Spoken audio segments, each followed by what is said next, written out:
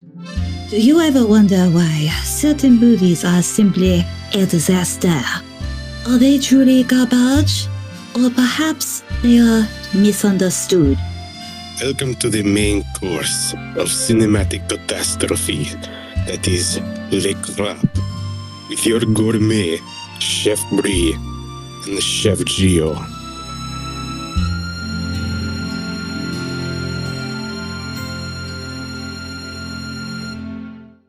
Hello, guys. Welcome to another episode of Le Crap. My name is Bri.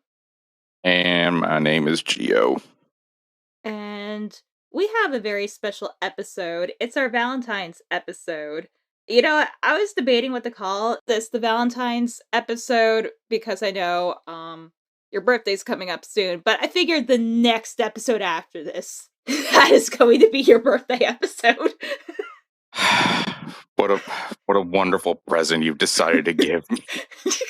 I mean, I'm the best. I mean, I give you safe for work fan art of like a very not safe for work movie because that is the markings of a true good friend in person. But anyway, this is kind of relevant to the subject that we're talking about. It's a story about people and possibly cocaine. You know what? We should probably explain this and give a little bit of a backstory here. Yeah, so like we said, Valentine's Day is around the corner, and you know what else is around the corner? Wuthering Heights 2026. Just to clarify, Wuthering Heights in quotes. Yeah, so with the latest in the long line of adaptations of Emily Bronte's story of doomed love, we thought it would be a perfect time to take a look at some of the other adaptations that have come out over the years. And the one I landed on was, I'm shuddering by the fact that I even have to utter these words. It is a 2015 Lifetime original movie called Wuthering High School, or Wuthering High, or The Wrong Boyfriend. Yeah, there's like 3 different titles for this thing for some reason. It's like Wikipedia and like some other sources keep going back and forth between Wuthering High School or just Wuthering High. But for whatever reason, IMDb has it as The Wrong Boyfriend, formerly known as Wuthering High. It's really weird. So I think just for clarity's sake, we're gonna refer to it as Wuthering High School because that one sounds dumbest. Exactly, and dumbest means it's the best. But, you know, the weird thing about Wuthering High, and I am kind of curious to see what the new one is with the score from Charlie XCX, which I hope the concept album is really good. The first 3 tracks are amazing, but that's besides the point. Wuthering Heights is just one of those stories that's just kind of timeless. There's versions that you could say are the best ones, but there's like no definitive version. It's like that Little Women in Pride and Prejudice that people just cannot get enough of the story. It's not like Gone with the Wind, which for many reasons, the 1939 version will probably be the definitive version of that. But I feel like the whole concept of doom love is really what kind of keeps bringing people back to the story. Yeah, because while I was looking for like a version that we could watch, it's like I tried looking on like message boards and stuff like that, and a lot of people are like, yeah, no, there's really no good like movie version of Wuthering Heights. They're all kind of bad. But I think also a lot of that might stem from the fact that there is like a sizable amount of people who just hate the story outright because, you know, all the characters are kind of horrible people. Yeah, but I'm like, it was Victorian times. Everyone kind of sucked. But yeah, also just chuckling at the fact that this is now the second movie of Jacob Elordi is going to be in. That's like a Victorian book adaptation. Which, again, friendly reminder, if you haven't watched Guillermo del Toro's Frankenstein, you really need to. I don't know if this is going to be on the same level as that, but just go look anyway. It's really good. But yeah, it's up in the air how good the 2026 edition is going to be. Now, what set Wuthering High School apart for me when I was looking, you know, aside from the fact that it's a Lifetime original and, you know, we needed to check that box off ASAP. Mm-hmm. Yep. But just the premise alone, in that it is a modern retelling. And I know some of y'all probably just reeled in disgust just from those words alone. It is a modern retelling set in modern day Malibu, California. And would you believe that not only is this not the first the first Wuthering Heights adaptation to take place in the modern day, that it's not even the first adaptation to take place in modern day California? No, apparently there was a 2003 MTV version that did that. You know what?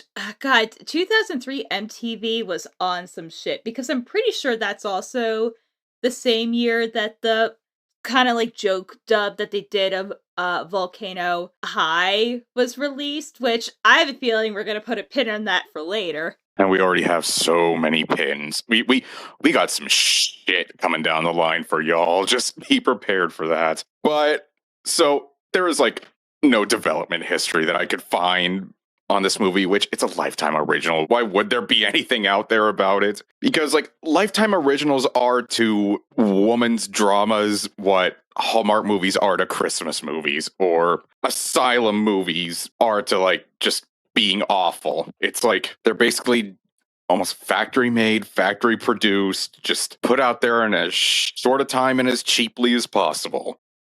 You know what? Sometimes there's some uniquely fucked up ones. I can't remember the name of it, but I remember I had nightmares from this as a kid. I think it was like this Halloween adjacent movie. It was a Lifetime movie, just for clarification, where I guess this guy was having an affair and he was trying to kill his wife, and then like they rigged the car to go over the cliff, and then they like took her like skin off like it was like some Buffalo Bill shit out of Silence of the Lambs. It was like this skin suit.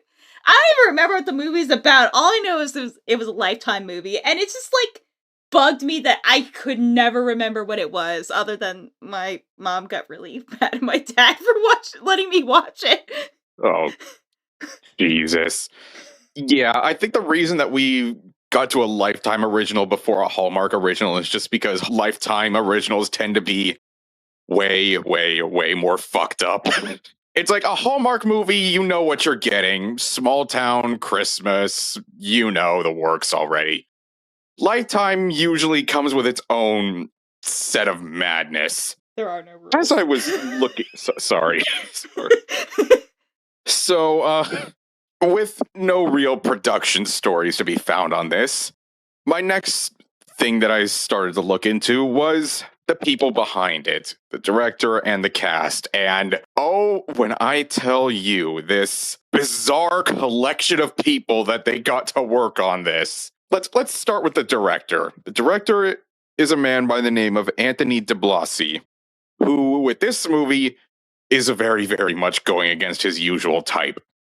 His body of work is largely like horror movies and thrillers, which makes sense considering the fact that he is a protege of Clive Barker. Yes, Hellraiser and Candyman, Clive Barker.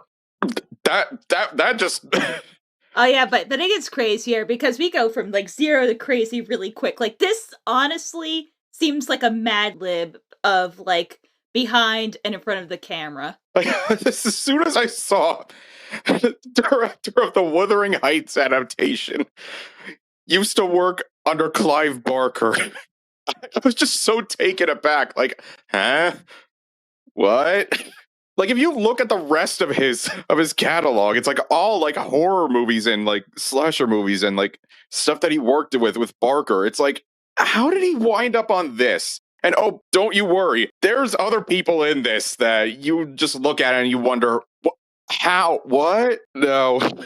This cast, well, I guess before we get to the cast, because there is so much about the cast I want to get into, let's talk also about the writer, Delandra Mesa. She, like the director, also has a background largely in horror and thrillers, with such classics as Attack of the Killer Lampreys. Yeah. Already feeling great about this. But also, she was responsible for writing 14 episodes of the sci-fi original series Z Nation, which was produced by our old friends at the Asylum. Oh, we're in for it, aren't we? Oh, yes. we are gonna be 3 for 3 on the year. Like, I feel it in my bones. Like, how is it? How is it that the Lifetime original Wuthering Heights adaptation somehow has both a writer and a director that were mainly based in horror movies? God, please let this be fucked up. But, okay.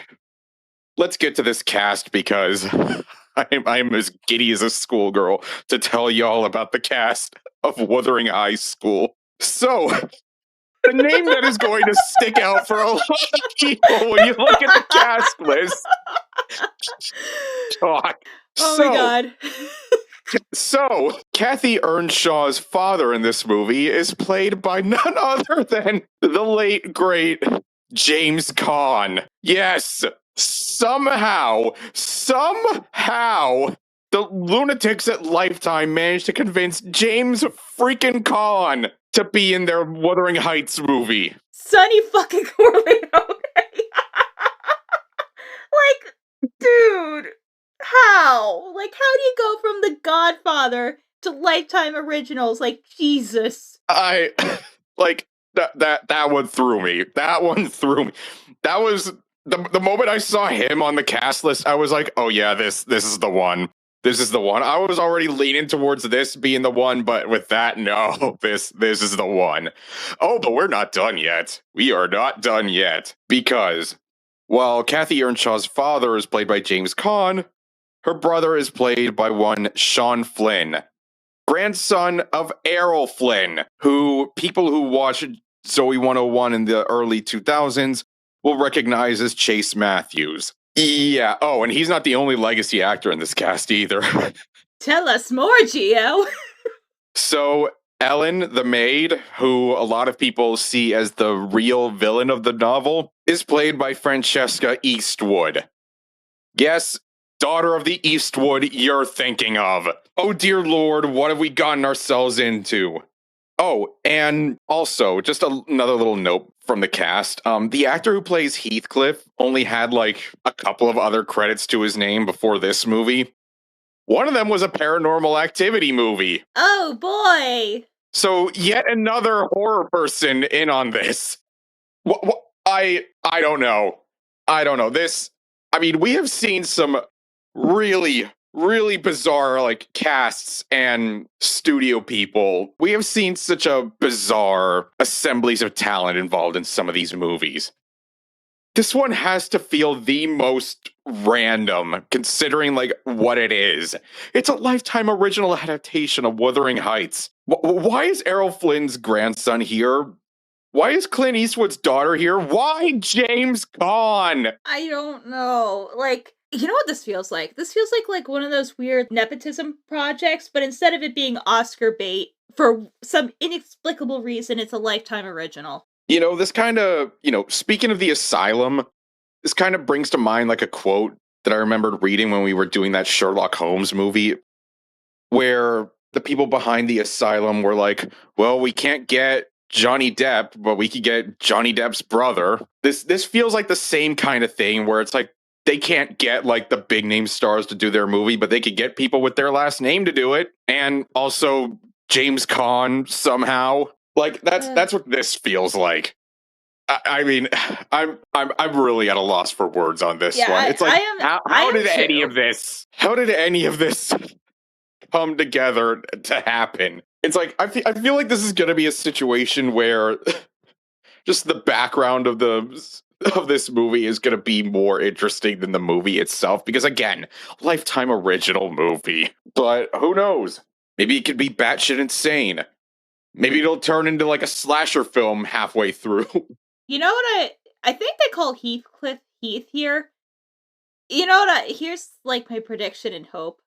I really hope there's like a batshit crazy stalker angle to this, because that would just be to me. Yeah. Oh, yeah. So something tells me that this is going to be taking some creative liberties with the source material. I just get that inkling. Yeah, just a vibe of it. Okay, so we are going to be wuthering into the Heights, aka we're going to be watching the movie. So, as always, me and Gio are going to watch art, I guess. And when we get back, we'll give you our thoughts.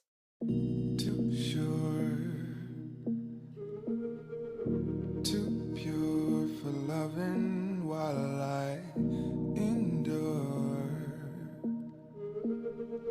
Fake a smile, keep it buttoned. He's gonna be staying with us for a while. She wants more.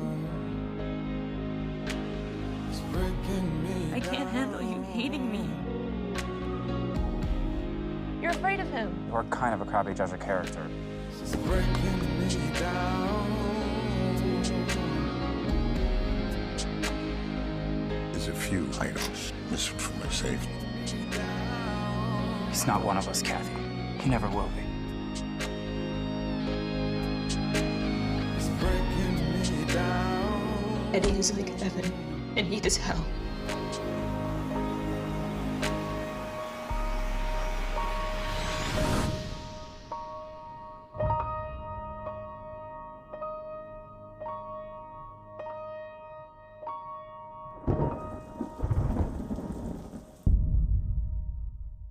Well, I'll give them credit on this. They were just like the novel in one way, that everybody here is a detestable piece of shit. Oh my god. I hate how accurate that is. I mean, you know what the weird thing is? This went cuckoo bananas in ways that I didn't imagine, but also it was boring. So this is about what I thought it was going to be. Yeah, par for the course for a Lifetime original movie. So much of it is like a slog to get through, but then the rest of it is just batshit crazy.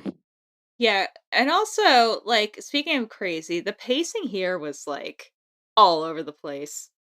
Oh my god. Like, it felt like for the first, like, half and change when it, like, blazing speed and then everything just slowed way down at the end. Yeah, because we had to linger on the drama. Oh my god. For those of you watching, you want to know what you could boil this down to? Twilight fanfic. And you want to know why I say Twilight specifically? Because one of the characters even name drops Twilight at one point. Yeah, in reference to Heath.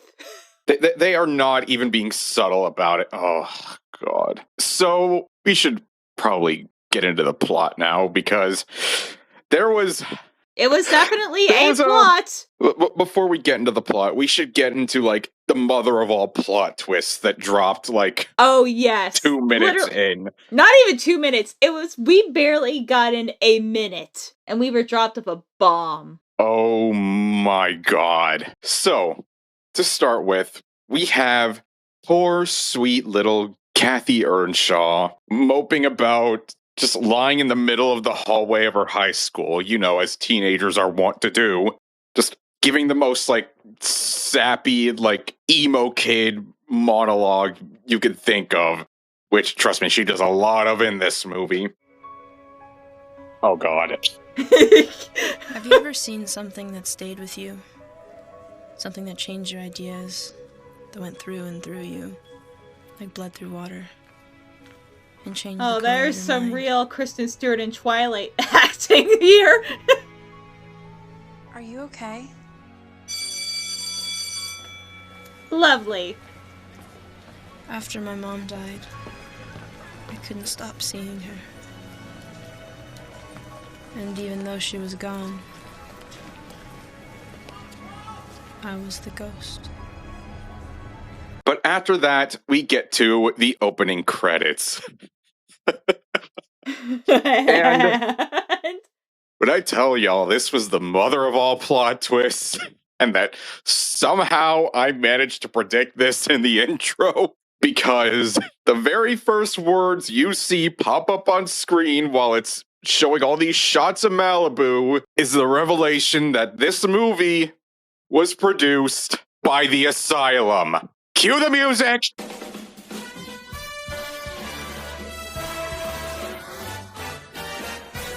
Take me on home to the asylum. Never alone in the asylum. My god, those words hit like a ton of bricks. Yeah. Like, I think we were both dying, like, in laughing and in disbelief for a solid, like, 3 to 5 minutes. Just because, like, it is not mentioned anywhere. When I tell you, I visited the Wikipedia and IMDb pages an obscene amount. for this movie to make sure I got everything. Nowhere on Wikipedia for this movie does it say that it was produced by the Asylum. It's not listed under the films made by the Asylum page. It's not mentioned anywhere on IMDb. So when those words popped up on screen, oh my god. I know. You know what? We can't do it justice by saying it. So you know what? Roll the clip. I love how melodramatic it is. This is not something teenagers do. I'm sorry. Oh, no! What? No, pause it. Are you kidding me? What? Are you kidding me? What? What?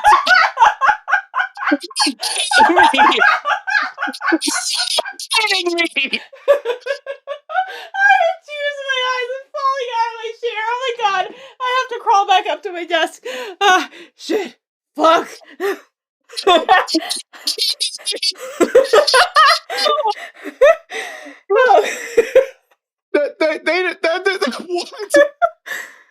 Was that on the Wikipedia article? No, Wikipedia article didn't say shit. You know, look up the Asylum on Wikipedia. Like, I think there's like a separate article for like their film catalog. Like, see if this was on there because I do not remember. Okay, catalog, Asylum films. Okay, all right. Let me just scroll down to 2015. It's not on there. What the fuck? So we have a rogue Asylum film. This is the Asylum film nobody wanted to acknowledge. That is a very scary thought. What? Oh my god. Oh my god. Not content with populating the Sci-Fi Channel with their madness, they crept over to Lifetime for a second. Oh my god. This explains so much. Oh my god. We kept talking about it. Talking about it, and there it is. It's like the Asylum Wikipedia page doesn't mention it. The movie page doesn't mention it. Like, I mean, when you think about it, it does make a hell of a lot of sense, especially with what I said in the intro. But yeah, that's weird. There's like no production company on the Wikipedia article. That is bizarre. Did they not even want to take credit for this one? Let me just check on the IMDb. Yeah, what the shit? Emily Bronte, Bossy, producers, production. I don't see anything. It's just the cast and crew. That is so insane to me. Oh my god. Also, I just looked at a picture of like Sean Flynn's like IMDb. I had no idea because I still, imagine him with like the afro. So I'm like, oh, that's what he looks like when he doesn't look like he's 12 years old. Oh my god. I cannot believe this. I mean, I can because it makes a little too much sense, but it's like I hit me like an atom bomb. I mean, I've just come to identify the Asylum so much with the Sci-Fi Channel that the thought never even crossed my mind that they could do something like anywhere else, especially not a Lifetime movie. Oh my god. I am shocked that wasn't referenced in any of the things. That is so weird. No, I feel like there's a story there to why that is. I mean, we've seen the movies that the Asylum puts out. The fact that there's nowhere listed for them taking credit for this, that terrifies me. Yeah. And here we see the lovely erosion. Well, we have about an hour and 26 minutes left. Oh my god. Oh god, that hit. Shit. Fuck. Continue on. I swear to you, I did not know. No, I could tell that you didn't know. Because that just hit us, that one picture of the dinosaurs getting hit by the asteroid where it's like, that's what it felt like. Oh my god, this changes everything. This changes everything. Everything changes now. Oh my god. Now let's see. Yeah, okay. Let's see what other surprises Wuthering High School has for us. Holy shit. But holy shit.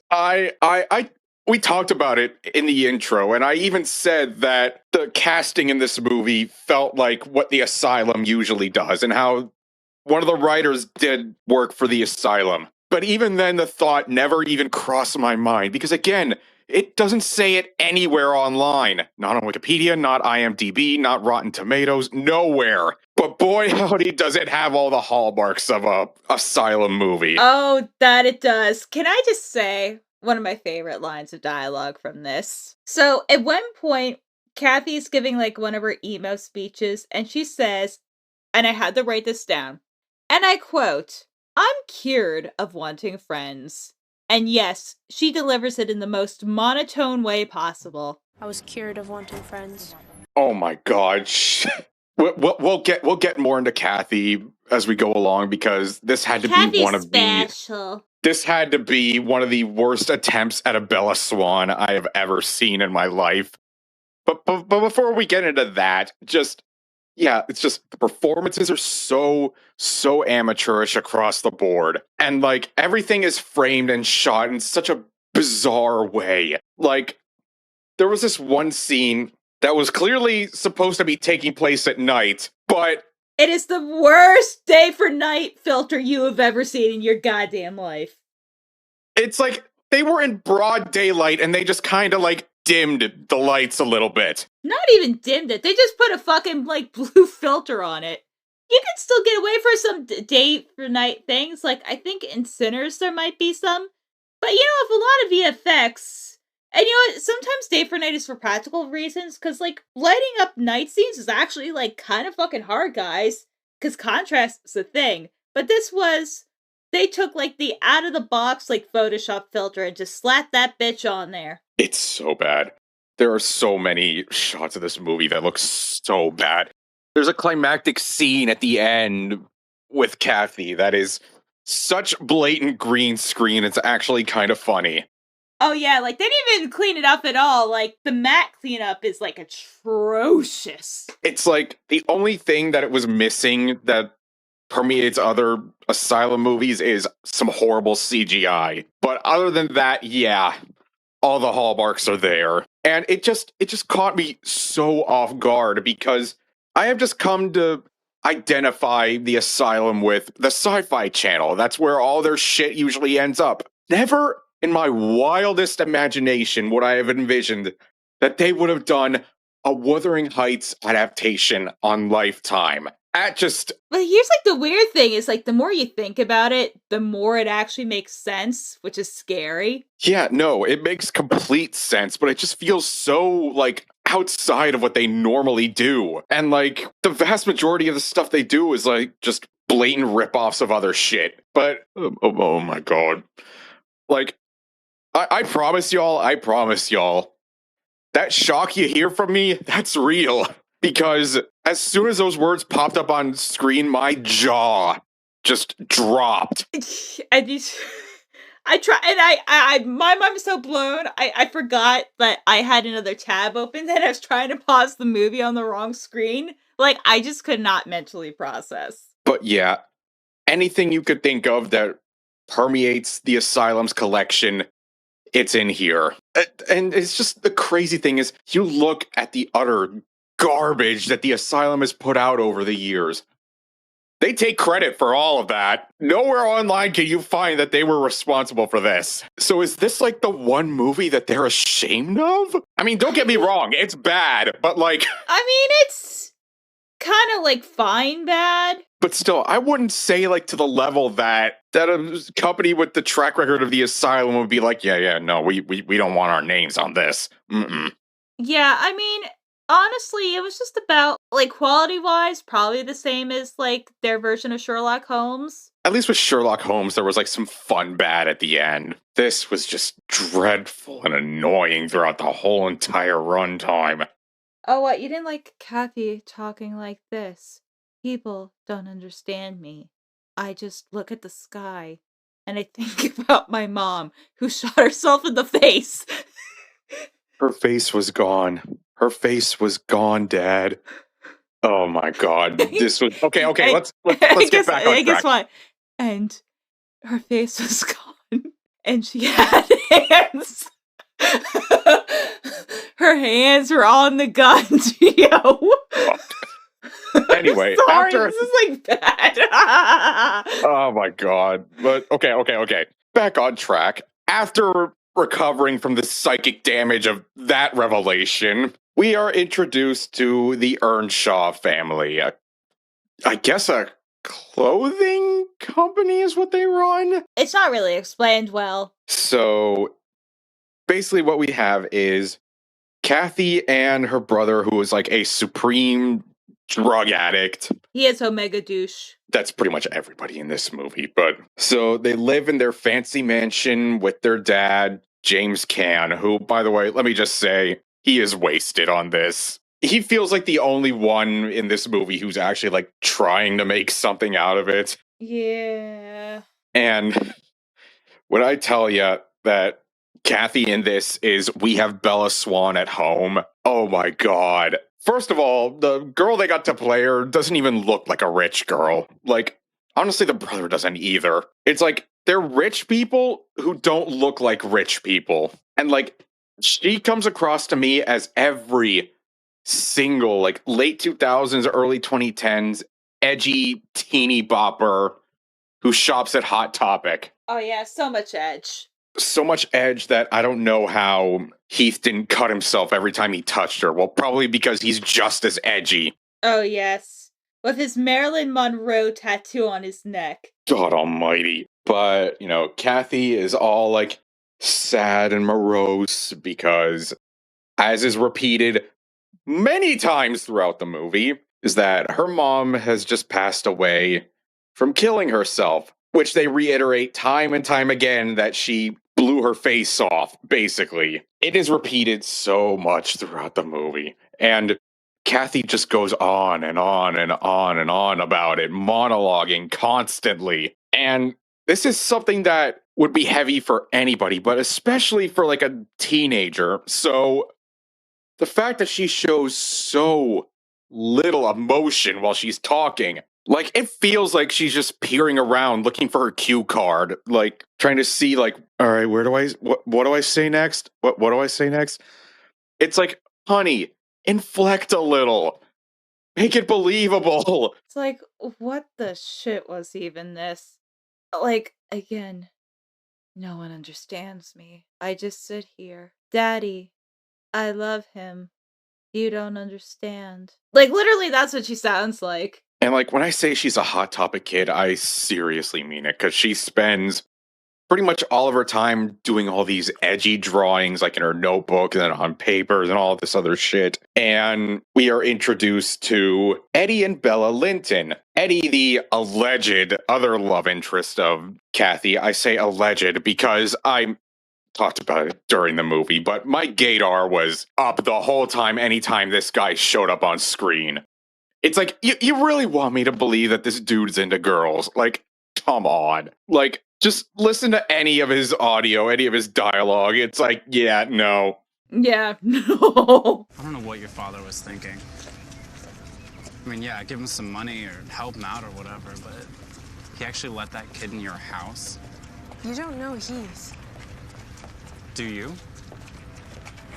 Eddie would never understand. He and Heath were as different as moonlight and lightning. Also, I'm sorry. I know they're presenting him as, like, the other romantic option, but, yeah, my gaydar is going off, like, wild with this guy. I'm sorry. And, like, honestly, I was getting some sapphic vibes from Bella, too. Honestly. Yeah, like, she's like, I don't know. Like, she could have flipped either way, to be honest. So Kathy tries to go to a party at the Linton's house, and she runs into Ellen, another, well, at this point, former friend of hers, which it's really weird that she's not a maid in this, like in the book, especially because the Earnshaws do have a maid. So, like, why not just make her the maid? Like, I don't get that at all. Yeah, no, and then she just kind of disappears like the back half of the movie, to be honest. Yeah, she kind of like comes and goes throughout the movie, but basically she is your standard mega bitch who is like constantly trying to like bully Kathy because I guess she did something with her boyfriend, or I don't know, like they kind of imply at one point that Ellen just lied about it, but I couldn't tell you. And you know what, ultimately, I don't think it was fucking important. Yeah, no. So she tries to go to this party, and Mr. Suave, fucking Eddie Linton, keeps trying to riz her up. Like, oh, you used to be so fun at parties. It's like, you take one look at this girl, and you're like, I don't think she's ever been to a party in her life. No, like, because I had said this during our commentary.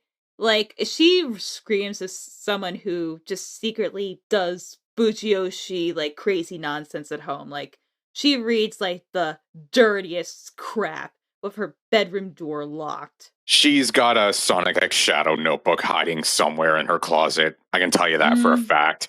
Oh, yeah, 10,000%. So, at the same time that all this is happening, we are introduced to our Edward for the evening, Heath.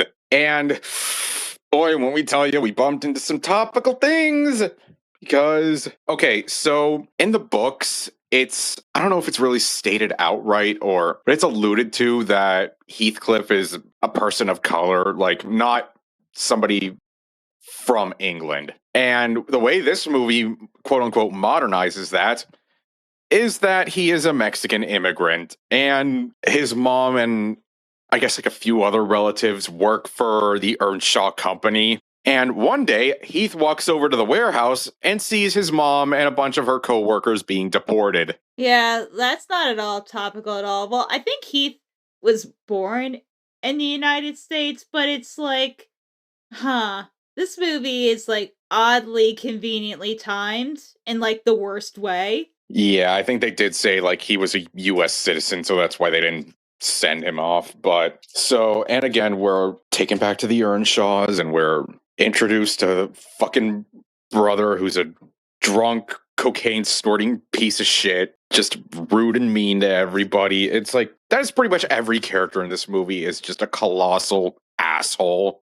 Which again is pretty accurate to the book, but doesn't make for pleasant watching at all. So we find out that out of the kindness of his heart, Mr. Earnshaw is bringing Heath in. And when we tell you that this movie just suddenly goes turbo mode, because I guess like the Earnshaw kids played with him and knew him like when they were kids. They like played at the warehouse or some shit. It's like really like nondescript. And briefly Heath pretends that he doesn't know her, but then she like corners him and they like start arguing a little bit about like how they used to like hang out, and he was like, you remember we built forts? And she was like, oh, come on, that's not all we did. Which, bear in mind, these kids have to be like 17, 18 range right now. And like the way they're talking, it makes it sound like this was like 10 years ago. What exactly is she implying? Yeah, it's not good things, not things that I want to think about or discuss, that I feel like if I even just contemplate it, like I should be on a list. But like, you take one look at this guy, and it's like, he is like constantly like shitting on rich people, shitting on pretty much everybody, constantly skipping school to like skateboard. He's got fucking tattoos. He's 17 years old and he's got all these tattoos. He's a different kind of like edge to what Kathy is in this movie, but he's just as much of an asshole. And like they immediately just start jumping on top of each other, making out. Like this happens instantly. I tell you this, the events of this movie have to take place over like a couple of weeks at least, because everything just happens so quick. Yeah, it really does. Like, because I think, you know, because it's been a hot minute since I've watched like the old black and white version, but this is like over several years. Like, this feels like this only covers like a semester. If even that. So like, it does the typical teen romance thing of like, he gets her to be on a rebellious streak. And by rebellious streak, I mean she starts tearing pages out of her book and throws it around the classroom, which then gets all the rest of the students to start doing it for some reason, which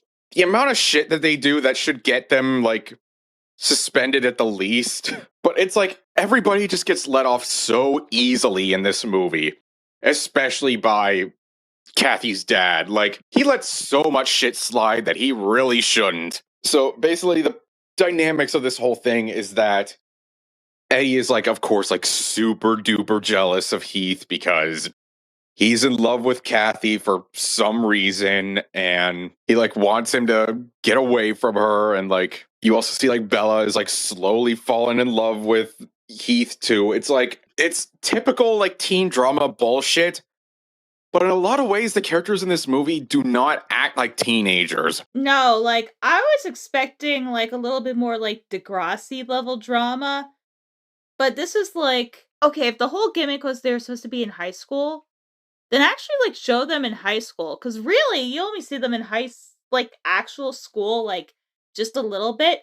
It's mostly them going to parties where they're different from us, but all the girls are still basically in bikinis and, like, dressing slutty and the guys are being douchebags. So really, it's exactly the same.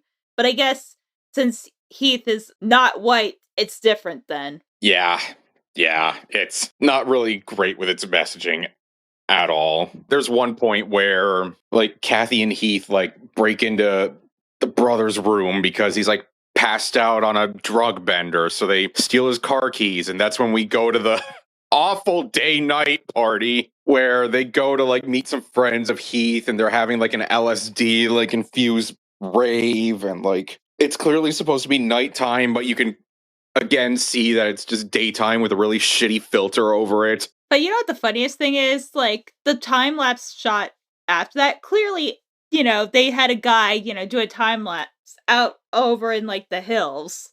So they clearly could shoot at night. So I'm like, why did you just not do that one shot at night? Or better yet, do it in, like, a green screen or, like, in a darkened room, because it's in a parking lot. No one would tell. It's so stupid. So they come back, I guess, the next morning. The brother is like super pissed, understandably so, that they stole his car. Him and Heath get into a fight. And of course, the dad takes Heath's side. I do not understand like why the dad is like so like I get that he feels guilty about, you know, his mom got deported. So he feels like he's his responsibility. But when I tell you that he favors Heath over his own son, like, and really, really quickly at that. Oh, we'll get to that in a little bit. But it's like, yeah, the brother was like on a drug bender, but they stole his car. But anyway, this results in Kathy getting grounded. Well, supposedly grounded. She doesn't really face any real consequences for it. And like Heath, like, I guess makes up a story. It's really weird about this. Like, he tells Mr. Earnshaw that, oh, it's my birthday, so I wanted to do something. But then he tells Kathy that it wasn't his birthday, but then reveals later on, oh no, yeah, it really was my birthday. But this results in no real punishment for Heath. In fact, he gets the brother's car because the brother gets sent off to rehab. And then also another stupid thing happens right after this. The birthday not birthday scene that's revealed to actually be a birthday. Oh yeah, where she just breaks out a Hostess cupcake with a candle on it that I guess she was just hiding up her ass. She was hiding it up in her Wuthering Heights. Oh, fuck.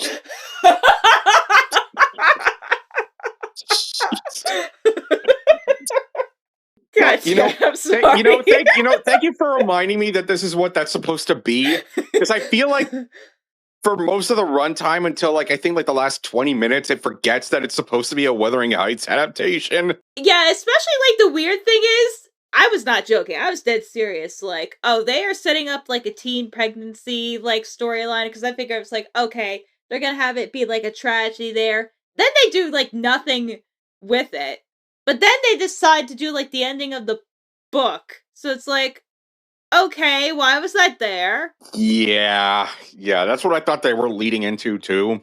Because the only class we ever see them in is like a sex education class, and the teacher who I commented basically looks like a discount Don Cheadle. And like he's the only teacher I feel like in this entire school that has any sense about these kids. Like here's the other weird thing that this movie does is that the people who have sense are treated like the bad guys. Like the only people who like say anything like logical or sane or do things that a normal human would are treated as like the unreasonable villains. Yeah, exactly. Like, because kind of going back to the quote-unquote ex-best friend, but I guess they're kind of friends by the middle of the movie.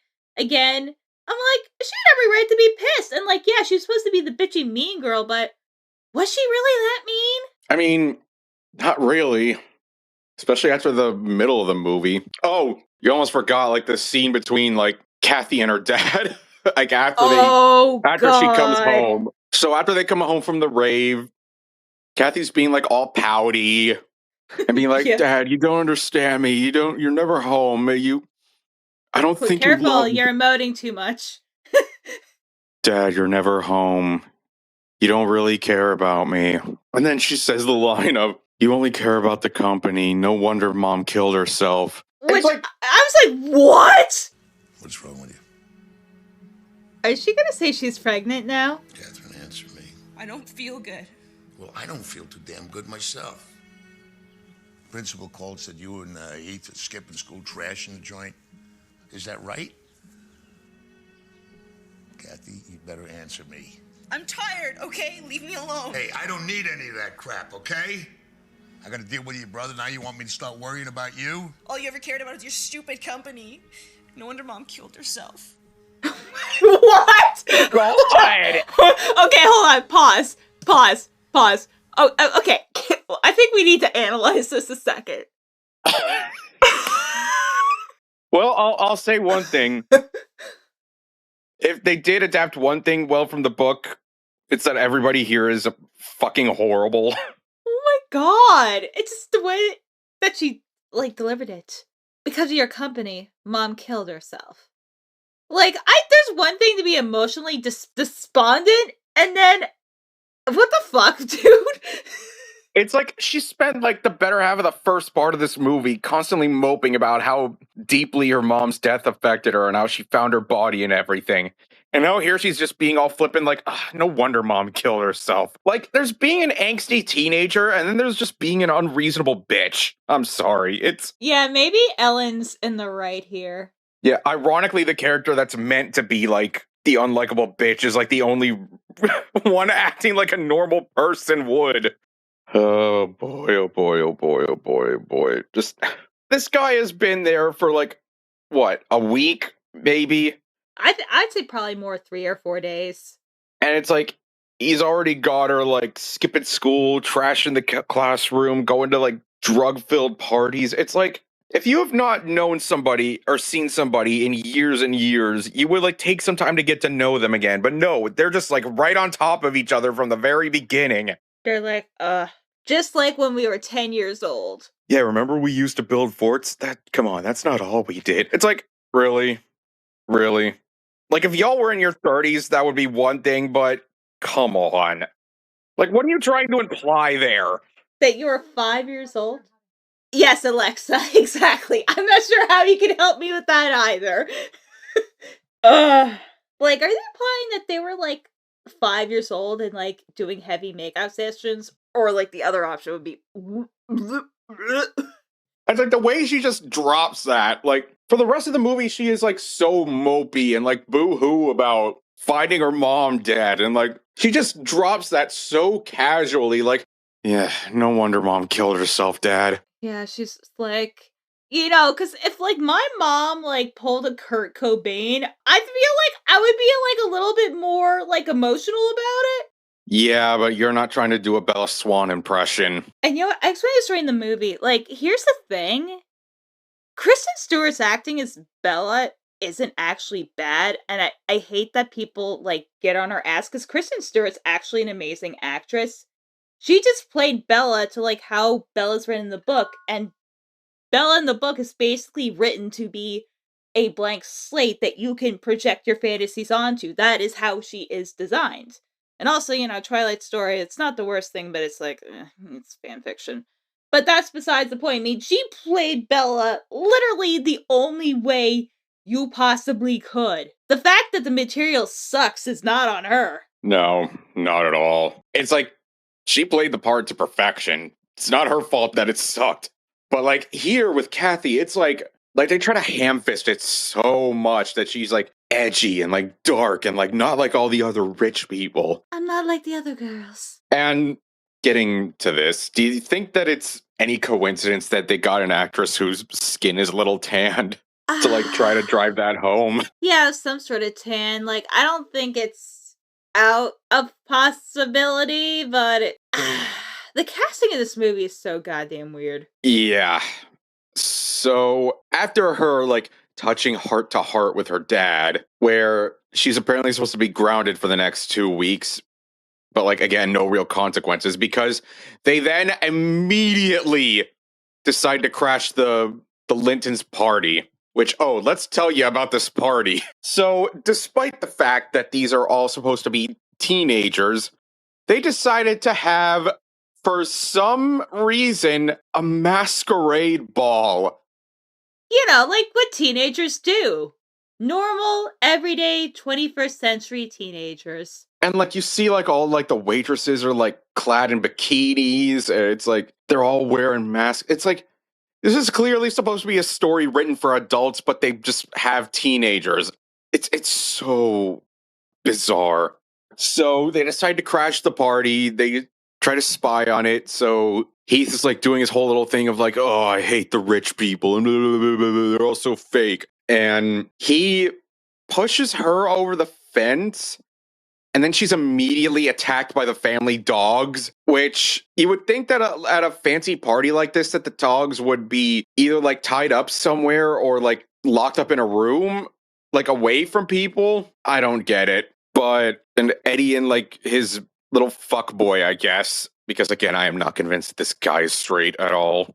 No, yeah, he's definitely like, you know, just because I had sex with you, man, it doesn't mean I'm gay. So they show up, they pull Bella away from the dogs, they tell Heath to take a hike, and that's when they like start. Oh god, did I call her Bella? Like, it doesn't matter. It's because she is trying so hard to be a Bella Swan, and it's also really doesn't help that there actually is a character named Bella in this movie. So it is just so confusing in that way. So they pull Kathy away, start tending to her wound, and this is the part where like Bella is like holding her hand, like, you could squeeze my hand, it's okay. Where I was like, is she kind of into her too? Bella's going through shit. Yeah, so they're like tending to her wound, like, you know, you can like, oh, you can wear my dress, just be at the party, it's fine. So then Heath shows up with the dad, and the dad, I guess, is like not mad about them like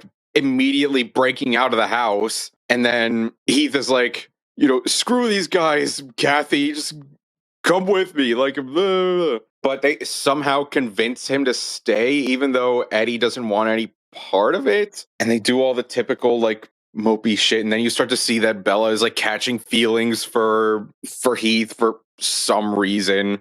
I don't know. I think it starts out as, like, a plan to break them up, but then she, like, actually catches feelings for him. I don't know. It's so weird because, like, she acts more like the counterpart who's like the quote-unquote villain of the book. It's like, bitch, where are you coming from? Like, what the fuck are you doing? Yeah, like, her heel turn feels so out of nowhere. Because she, for, like, most of this movie is, like, really the only, like, actual real friend that Kathy has. And then at one point, she just, like, flips. Just out of nowhere.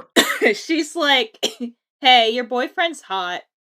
Sorry, you have to die now. Yeah, so the obvious thing happens. Like, Heath gets into a fight with Eddie. He gets kicked out. And he goes back to the mansion, cracks open the dad's safe, steals a bunch of his shit. And then she comes back. Like, I don't know if she tells him to get out, but like he like throws a hissy fit, punches a hole in the wall. And like now I think they're like on thin ice at school now. I forget why. Because they should be expelled for tearing up textbooks that are probably already out of date. So yeah, I think, oh yeah, so then they go to like study hall, but like Heath doesn't want to go to class, so he just like mopes around outside of her study hall and like does all these stupid little skateboard tricks.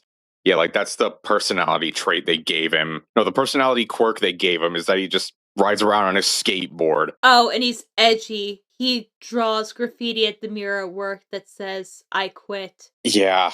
You know, it's weird that they try to make him like the Edward of this scenario, but the actor really does, I think, look more like Jacob. Yeah, he really does. So they decide to go shopping because the homecoming dance is coming up. And in any movie where there's a homecoming dance, some bad shit's gonna happen. Oh, yeah. So the friends are like trying to tell Heath to like take a chill pill, stop trying to be so possessive of Kathy, to just try to conform and just be like everybody else. So the day homecoming dance comes up, she starts to leave. She's like, "What, you're not dressed?" He's like, "No, I'm not going to this shit." She basically tells him to piss off. She leaves. And you know what the hilarious thing is that he was required to be there as part of his, like, school probation. And they just never bring that up. Oh, yeah, and what a punishment, right? Go to the school dance as part of your probation. And serve people punch. It's such baloney. So she leaves. The dad, like, pulls Heath aside. And he's like, "Hey, Heath, I noticed that, there's some stuff missing from my safe. Would you know anything about it?" Heath is like, "Oh, yeah, I know what happened to it." So then we head over to the dance. Heath actually does show up in his suit and everything. But, like, he starts staying away from Kathy and then starts hanging around with Bella. And that's when she starts to be like, "Oh, now she has everything she wants again. And now she left me." It's like, girl, what? It's like she was basically the only person up to this point who has been consistently, like, nice and friendly to Kathy. And then all of a sudden, now that Kathy is quote unquote back to normal, now she's like, now I hate her. It's like this heel turn just comes out of nowhere. Yeah, it's like, okay, we need to have a third act drama, so everyone's just like, hey, we're already assholes. But what if we were bigger assholes? Yeah. So Eddie starts dancing with Kathy. He's like, "Yeah, you need to get away from Heath. I love you." And Heath, I guess, overhears this, so he immediately charges Eddie and they get into a fight. They call the cops, which doesn't this school have security? So I mean, it's like a private school. It's like so weird. Yeah, it doesn't even feel like a school, honestly. So they kick him out, but then he just goes running back in, hides in the bathroom. Kathy has her little, like, boo-hoo of, like, I should love Eddie. Like, Eddie is, like, so good. He's everything I should want. I should love him, but I love Heath. And, like, I had this dream where I was, like, with my mom in heaven, and, like, but then the angels kicked me out, and, like, I landed back on the beach with Heath. I realized that Eddie is heaven, and Heath is hell. And then... And then, oh my god. So the principal calls up the dad and is like, "Yeah, we're expelling Heath because he got into a fight." But then the dad is still like, no, he's just a little messed up. You can't do that to him. And then he has a heart attack and dies. I'm afraid it's too late for that, Mr. Earnshaw. No. Listen to me, okay? That's ridiculous. I mean, you gotta be kidding me. Kids get into fights all the time. You don't think calling the police is a little excessive? Well, maybe if you would discipline these children yourself, the police department wouldn't have to. It's completely ridiculous. Mr. Earnshaw, hello? I can't stop loving him. I never will. Oh, I think we're gonna go bye-bye, James Caan. Oh, come on. Kathy, your dad. He was on the phone in the office. He's having a heart attack. What? Right now,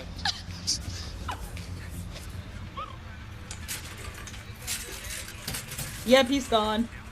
Now, bear in mind that his kids are supposed to be, I think, like 20 and 17. But when this movie was filmed, James Caan was like 71. So I guess he waited a while on that. But yeah.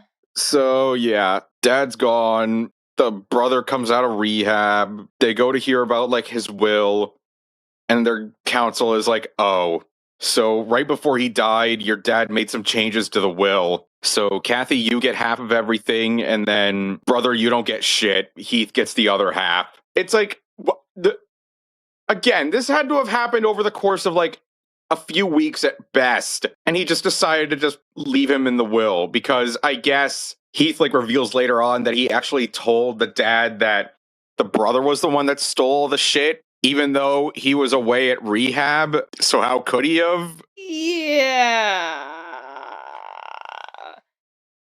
This movie's confusing, in case you couldn't tell. Like, none of this stuff really, when you think about it, connects. No. So at this point, Heath, disappears. They think that he went across the border to Mexico to try to find his mom. But then after the funeral, Kathy and the brother go home to find that their maid has quit, and they find that Heath is there, and he unveils his evil plan of lying to the dad about the stolen jewels, and since now he's 18, now the house belongs to him, and he kicks them out. Yeah, this is so fucking stupid because, again, nothing builds to anything in this movie. Things just kind of happen. And it's just not even a confused what the fuck. It's just kind of okay.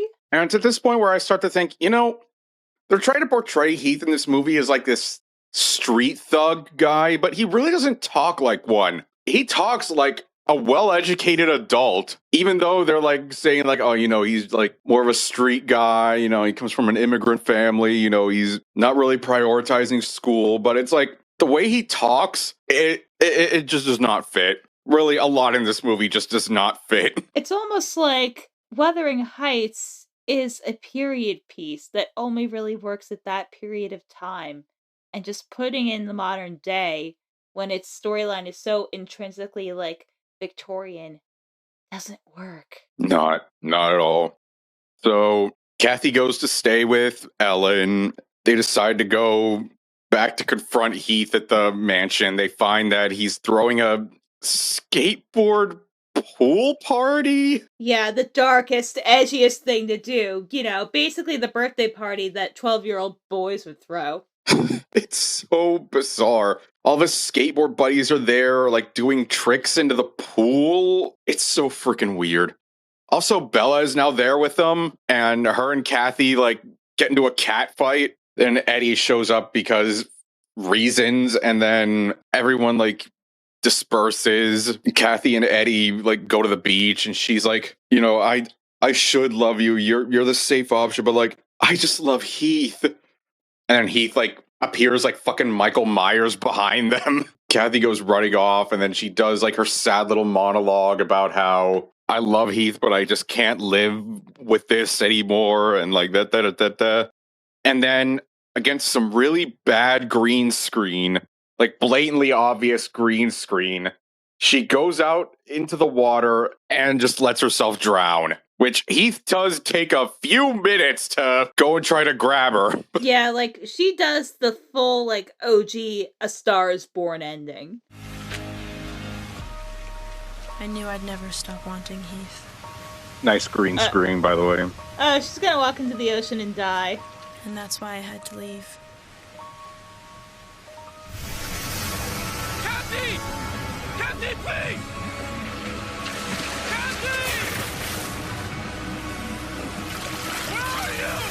Kathy, where are you?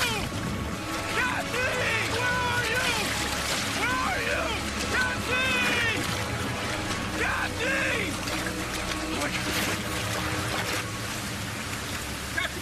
Kathy, open your eyes. Kathy, please. Kathy, open your eyes, please. Kathy, please. Kathy, please open your eyes. Still can't. Jesus fucking Christ. Please, come back! Please! So here's the weird thing. Doesn't she die of childbirth in the book? Yeah, that's... Oh, they're gonna die together. Which, this is going back to the ending in the original, in the book, where we thought, the pregnancy would come in because in the book she dies in childbirth, but here they not only don't do the pregnancy subplot, but they just have her drown at the end. So they have the funeral where I guess Bella is cool with her again. I don't know.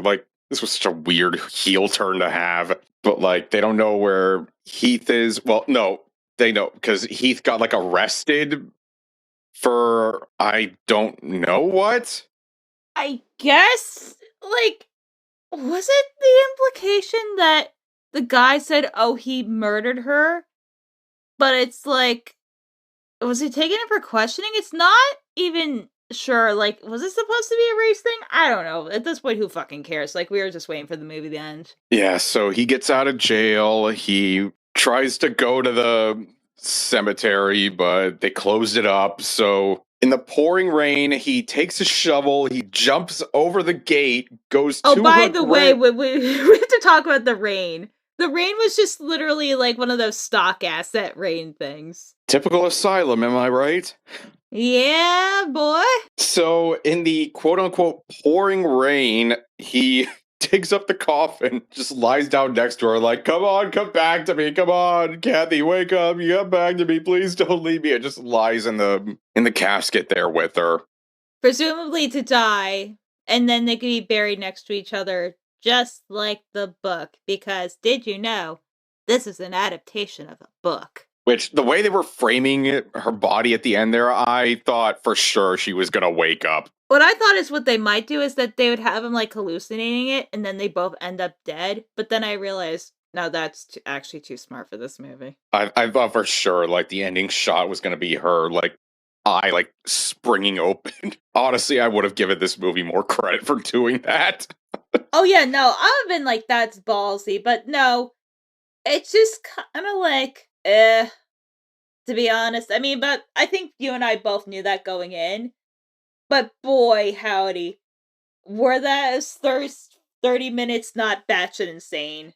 Like, I personally think I enjoyed this more than Sherlock Holmes, because really with Sherlock Holmes, it was just like the one thing of like the dinosaur, and then everything else was just kind of like whatever. Yeah, there was a bit more to talk about with this. It feels like for most of its runtime, it forgets that it's supposed to be a Wuthering Heights adaptation. I think it only remembers, like, in the last 20 minutes of the movie that that's what it's supposed to be doing. But, like, if you took away the names, then you wouldn't really guess that that's what it was doing. Yeah. I mean, it could have been worse.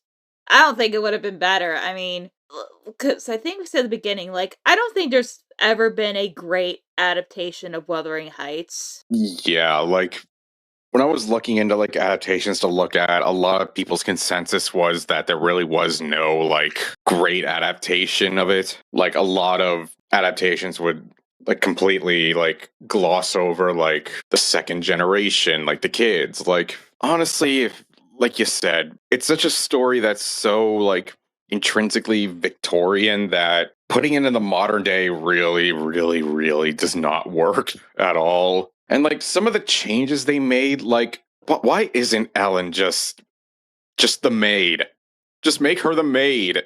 I don't understand why they made that change. Like, it almost feels like they looked at her and they went, you know what? You look like an Ellen. By the by, that was Clint Eastwood's daughter, by the way. I could tell. Like, you could kind of tell, like, from the eyes. I'm like, yeah, that's chair guy in her. That's a throwback for you. The chair. God, I wish we still existed in that era. God, what whimsy. that is indeed the daughter of the star of the martial arts masterpiece, Dragon Lives Again. Oh, God. Shit, yeah. Oh, yeah. Clint Eastwood. God damn it. Oh, my God. God. Yeah, I will say that this one at least did give us more to talk about than, like, Sherlock Holmes, and there's no beating that moment when the asylum just popped up on screen. Oh my God, Elfie's snoring in the background. Listen to her. Do you hear her? Yes, I heard her. That's her snoring. It's so cute. She looks like a roll right now. Like, she can either be like 5 or 6 feet long, or just be like, she's like doing the dog version of loafing. Oh, God. Oh, God, I might have to keep that in. Oh, my God. But anyway, we should probably wrap up with our final thoughts. So, the one thing I will say is that, at least unlike the other stuff we've done this year, this wasn't horrific dog shit. Yeah, it was just kind of fine. I mean, it's not really saying much in the words of James Rolfe. That's like saying that the shit I took last night was better than the shit I took the day before. But at least this wasn't North. No, at least when I took a shit, it didn't give me hemorrhoids. Really, I think we could say that about most things that we'll be watching. At least it's not North. Yeah, North is in a category all its own. North is the bad place. Kathy says Heath is hell, but for us, North is hell. Oh, God. But I didn't hate it. I just kind of found myself either really engaged and then, like, wandering off. I feel like a lot of that's just from the pacing. Like, I don't think in any stretch of the imagination this would ever be, like, a good movie. We're not even putting great on the table. But I do feel like the pacing and just not properly setting things up really does this movie, like, a great disservice. Because from a surface level, like, I get what they're trying to do. James Caan, at least, is trying. It's just, every time it actually tries to act like it's an actual movie, then it, like, goes 5 seconds later and it's like, oh, yeah, that's right, this is a made-for-TV movie. Like, my biggest complaint, like, not even so much the acting, I feel like my biggest complaint is, like, if you're doing, like, Wuthering High School, like, actually commit to the bit of it being a high school. This was just, like, girls being bitchy about their boyfriends, which, yeah, that is part of high school, but again, I was expecting, like, the Grassy or, like, Euphoria level mess, and it just wasn't there. Yeah, no, same. Like I said, it feels like it forgets for large parts that it's a Wuthering Heights adaptation. And, like, in a lot of ways, in one aspect, well, okay. In one aspect, it reminded me of North, and that they have school-age kids not talking or acting like school-age kids. These are all supposed to be teenagers. Why do they have tattoos? Why are they having a masquerade ball? It's more the masquerade ball than the tattoos. Like, I know some kids, like, their parent will be like, okay, you could get one tattoo in high school, but not, like, the full set. Like, to me, like, I was like, I don't know about that one, Chief, but you know what? Honestly, I don't feel like that was as egregious. If only because I feel like the teenagers not acting like teenagers thing is, like, so common that it just doesn't even register to me most of the time. The thing with North is that when it's, like, an elementary school kid, like, so, far of a gap between being a child and an adult, it's more apparent. Yeah, no, true. Like, in North, that was insufferable. Here, it was kind of apparent at a few points, but mainly with Heath. And, like, I keep wanting to call her Bella. With Kathy's, like, depressing monologues and shit. And, like, it would not surprise me if some of those monologues were taken, like, straight from the book. Especially, like, her ending one. But, like, yeah, it wasn't as egregious as North, but it was still noticeable at points. Really, the key thing really holding this back was those Asylum trademarks Yeah. of pure cheap. Like, not even, like, bad cheap, just, like, this is just made to make a quick buck or whatever. It is not something like Birdemic or, Captain Alex, where on both ends of the spectrum were, like, a passion project that just had the budget of, like, a piece of string cheese. Yeah, no, this, with the Asylum, it's cheapness by design. Just scrounge something together in a couple of weeks and it'll make its budget back. But, like, I am so curious to know, like, why this is not, like, on a list of projects by the Asylum. Like, could it just be an oversight? Maybe? Hey guys, so just a quick note. So I mentioned before that there's no real mention that this movie was an Asylum movie on Wikipedia. However, I did find out after the episode that it's actually listed in the Asylum Films category on the desktop version of Wikipedia. And also, Asylum president and co-founder David Michael Latt is listed as the producer for this movie. But on the mobile version, there's really no way to see categories, and that was the version I was using, so that's why I couldn't see it. And also, it's not listed at all under the Asylum filmography page on Wikipedia. but I did just want to make that correction that while obscure, that information is there. So, yeah. Yeah, like, I kind of want to know the story of that. Like, because it credits the asylum twice in the ending. So they said it presents. So I wonder if they distributed or they were like a co-producing partner. Like, the whole situation's so weird. Yeah, like it has so many traits of an asylum movie and has people behind it that did work for the asylum. So I wonder if they may have just been the distributor because, again, I am just so used to all their projects being on the Sci-Fi Channel, and like them working with Lifetime feels so like alien to me. Well, this was made around the time that Z Nation was made, yeah? Yeah, I do believe so, yes. So I'm almost wondering if maybe this was like their attempt to kind of like branch out and expand like their outreach. And it was just kind of like a little weird failed experiment. Yeah, that would not shock me if that was the case. But maybe unlike with the Sci-Fi Channel, like, I don't know, maybe the deal they had with Lifetime is that they wouldn't be so put so prominently in the credits. But again, that doesn't really hold up either because that's literally the first thing you see in this movie is the Asylum Presents. Yeah, it's really weird. Oh, no, because I'm looking here. Their YouTube channel is the Asylum Movie Channel, right? I assume so? Because it's on their official YouTube channel. Alright, if that's from 10 years ago, then this would have been like around when the movie came out. Yeah, I love that comment. So they call it Wuthering High, so who fucking knows? No, this is definitely the Asylum's official YouTube channel. Yeah, so I don't know why it's not listed anywhere, but I'm thinking it probably is just an oversight. Yeah. Oh wait, this one Airplane versus Volcano. Wait, it said Matt Mercer? Excuse me? Hold on. Wait. This might be a feature one. Okay, hold on. Yeah, hold on. Back up. What the hell is this? Fuck! What? Oh, by the way, did you hear Matt Mercer in that one political ad? Hold on, before we end this, I'll edit this. Hold on. Just wait. Wait, what the fuck? Okay, it's a different Matt Mercer. I was about to have a heart attack. Oh, thank God.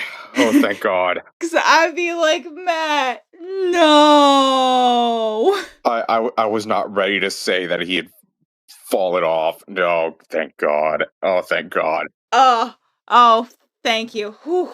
Well, I think it's time to end this love story.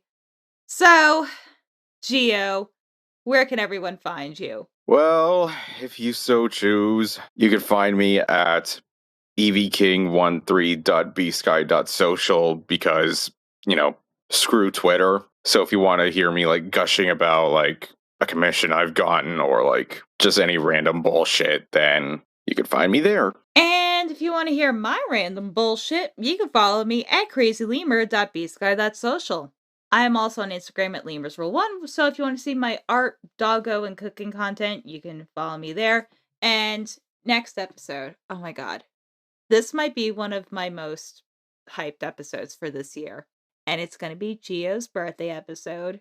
And this is very important to Gio's origin story. So that's another reason why I'm excited about this. But next time, we are watching Demon House, aka Ghost Adventures, the movie. Oh, dear God. If y'all thought I was ranting hard about the mermaid movie, oh, just you wait.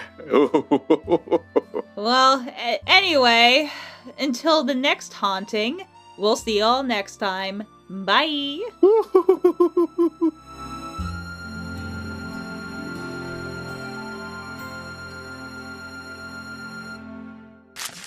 Stop it! What is this? What? Rebellion in sex ed? I'm so confused, dude.